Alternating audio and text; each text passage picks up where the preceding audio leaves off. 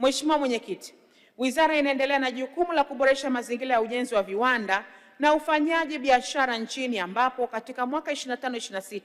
wizara imefanikiwa kudhibiti biashara ambazo inabidi zifanywe na wazawa ambazo zinastahili kufanywa na Watanzania kupitia tangazo la serikali namba 48487A la tarehe 28 Julai 2025.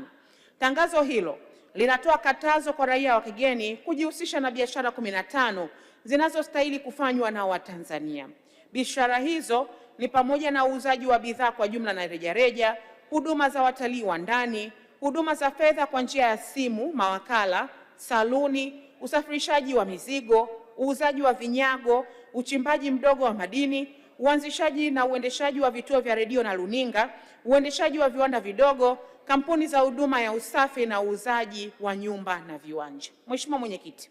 katika utekelezaji wa sheria ya katazo hilo, wizara kwa kushirikiana na mamlaka mbalimbali imechukua hatua madhubuti za kisera, kisheria na kiutendaji, ambapo hadi kufikia Aprili 26 wakala wa usajili wa biashara na leseni BRELA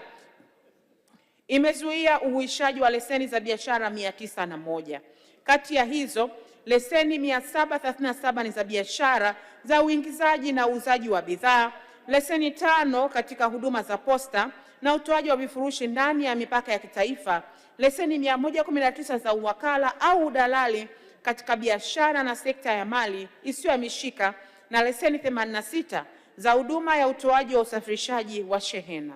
Hatua hii imerejesha imani ya wazawa kwa serikali kwa namna inavyosaidia kutatua changamoto za biashara, imeboresha mazingira ya biashara kwa wazawa na hivyo kuongeza uwekezaji kwenye biashara, na imeongeza uwezo wa ushindaji kwa wazawa kwenye biashara.